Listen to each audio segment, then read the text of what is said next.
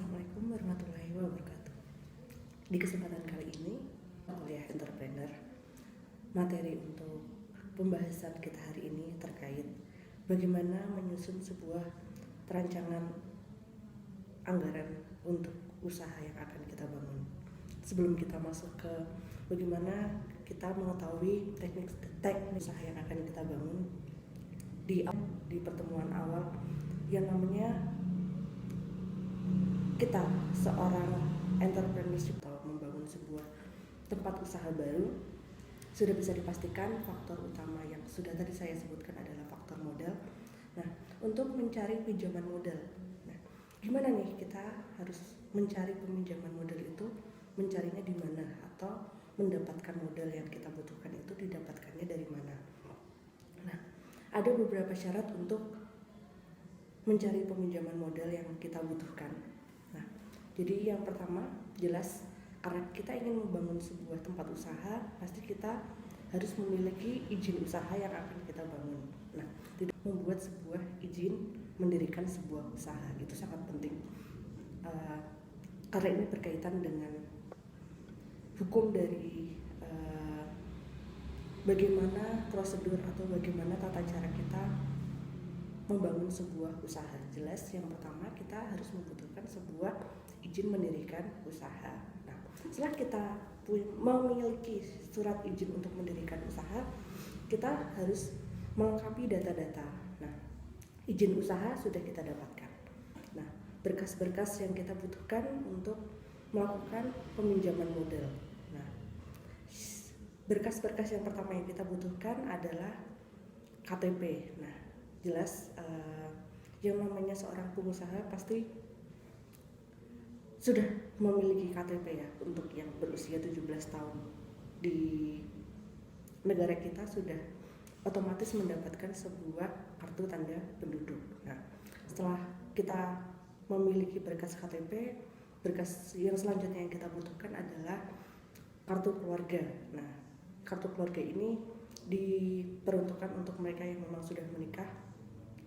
Lalu yang belum menikah juga bisa kartu anggota keluarga bisa dilampirkan. Lalu ada juga surat nikah dalam bentuk rancangan anggaran pembiayaan atau RAB yang sudah kita kenal selama ini. Kita harus memiliki rancangan pengeluaran atau pemasukan yang kita butuhkan untuk membangun sebuah usaha. Nah, selanjutnya kita juga harus memiliki yang namanya rekening koran dan anggunan. Nah, beberapa syarat yang sudah saya sebutkan ini tidak bisa disamaratakan antar masing-masing daerah. Mungkin di kota A persyaratannya bisa lebih mudah atau mungkin bisa kurang dari 6 poin yang sudah saya sampaikan. Tapi mungkin di kota B persyaratan untuk melakukan sebuah peminjaman modal itu bisa lebih banyak atau bisa lebih banyak lagi berkas yang dibutuhkan untuk melakukan sebuah peminjaman modal. Nah, mendengar kata peminjaman modal, nah beberapa jenis usaha yang bisa melakukan sebuah peminjaman modal, yaitu salah satunya adalah izin mendirikan usaha berupa UMKM.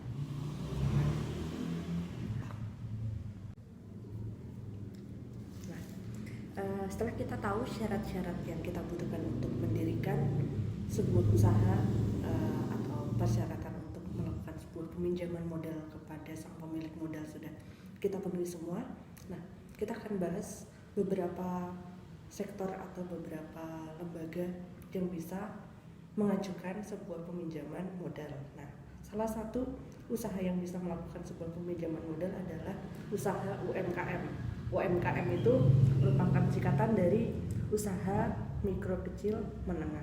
Nah, mungkin kita semua sudah tidak asing dengan UMKM atau usaha mikro kecil tersebut. Hampir di setiap daerah sudah memiliki UMKM-nya masing-masing. Nah, lalu setelah UMKM kita juga punya sektor usaha UMI. Nah, UMI itu merupakan singkatan dari usaha mikro. Nah, lalu apa perbedaan kedua sektor usaha tersebut? Nah, akan saya jelaskan. Jadi kalau untuk sektor usaha UMKM, permodalannya itu biasanya kita dapatkan atau sektor usaha UMKM bisa mengajukan peminjaman modal di perbankan. Nah, tapi kalau untuk sektor usaha yang UMI atau usaha mikro ini, dia hanya bisa mengajukan di koperasi atau bantuan sumber dana permodalan yang berasal dari pemerintah. Nah, jadi UMI itu statusnya itu ada di bawahnya UMKM. Nah, lalu untuk usaha UMKM persyaratannya sama seperti 6 tadi yang sudah saya sebutkan, tetap membutuhkan KTP, lalu izin mendirikan UMKM tersebut harus dilampirkan, lalu berkas-berkas yang memang dibutuhkan untuk melampirkan sebagai persyaratan untuk melakukan peminjaman modal. Nah, tapi kalau untuk yang UMI, karena ini merupakan usaha yang dimodali oleh pemerintah, jadi mereka tidak bisa melakukan peminjaman di bank atau beberapa sektor peminjam modal yang besar seperti itu. Nah, lalu program UMI sendiri itu merupakan usaha mikro kecil yang bantuannya resmi atau murni diberikan oleh pemerintah sebagai peminjam modal utama untuk mendirikan usaha tersebut. Nah, lalu kalau untuk UMI biasanya lembaga-lembaga yang bisa dipinjami permodalan itu seperti koperasi atau lembaga-lembaga keuangan yang dimiliki oleh pemerintah.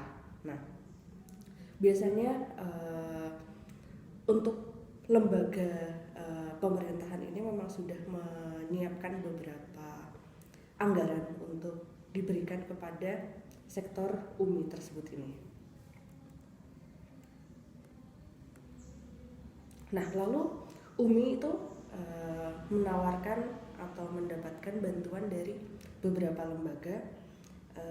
Selain dari pemerintahan, biasanya UMI ini mendapatkan sokongan permodalan atau dapat melakukan peminjaman modal untuk mendirikan usaha dari PT Pegadaian. Nah, kita sudah tahu Pegadaian adalah lembaga resmi milik pemerintah. Nah, persyaratan untuk UMI atau usaha mikro ini apabila ingin mengajukan sebuah peminjaman modal, biasanya dia harus memiliki berkas seperti kendaraan BPKB. Nah, nanti akan diproses oleh Pegadaian. Jadi persyaratannya biasanya buku BPKB kendaraan bermotor milik ketuanya atau salah satu pendiri dari UMI tersebut. Nah, lalu sektor atau lembaga lain yang bisa dimintai permodalan untuk UMI ini adalah PT Permodalan Nasional Madani. Nah, ini merupakan salah satu permodalan atau lembaga resmi yang dapat meminjamkan atau dapat memberikan sumbangan modal untuk sektor-sektor usaha yang didirikan oleh wanita. Nah, biasanya apabila usaha atau sektor usaha tersebut beranggotakan ibu-ibu, itu bisa mengajukan di lembaga ini. Lalu ada juga PT Bahana Arta Fantura yang programnya itu biasanya bekerja sama dengan koperasi. Nah, yang tadi di awal sudah saya sebutkan, kalau UMI itu pemodalannya bisa dibantu oleh koperasi maupun pemerintah. Tapi kalau untuk sektor usaha UMKM bisa melakukan peminjaman modalnya di bank atau di sektor-sektor peminjam modal lain yang lebih besar seperti itu. Nah, lalu kita masuk ke berbagai lembaga resmi penyalur modal yang bisa kita pinjamkan modal atau bisa kita minta bantuan untuk mendirikan usaha yang akan kita bangun. Itu ada beberapa lembaga resmi penyalur modal usaha. Yang pertama itu jelas sektor perbankan. Nah, biasanya perbankan itu sudah menyiapkan atau menyediakan beberapa bantuan berupa sektor usaha atau bantuan uang untuk mendirikan sebuah usaha. Nah, lalu koperasi, nah itu juga bisa membantu kita untuk sektor penyalur modal atau peminjaman modal. Lalu ada juga website. Nah, website ini biasanya untuk perusahaan-perusahaan swasta yang memberikan penawaran untuk peminjaman modal untuk membangun sebuah usaha. Nah, tapi untuk di website dan dimiliki oleh perusahaan-perusahaan swasta, biasanya bunga yang diberikan kepada peminjam modal itu bunganya lumayan besar. Nah,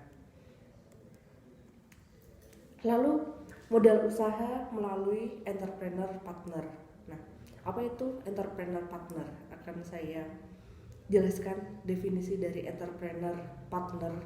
Nah, kalau entrepreneur kemarin itu kan orang yang melakukan sebuah usaha, tapi entrepreneur partner ini adalah seseorang di luar bank yang bisa memberikan modal usaha berbentuk pinjaman atau investasi yang biasanya disebut juga sebagai angel investor. Nah, biasanya permodalan ini merupakan kerjasama atau sang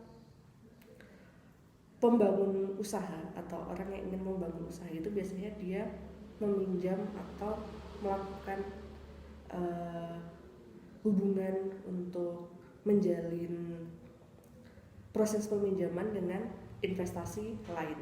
Nah, lalu ada beberapa hal yang mungkin dicari oleh sang pemilik modal atau sang pendiri usaha.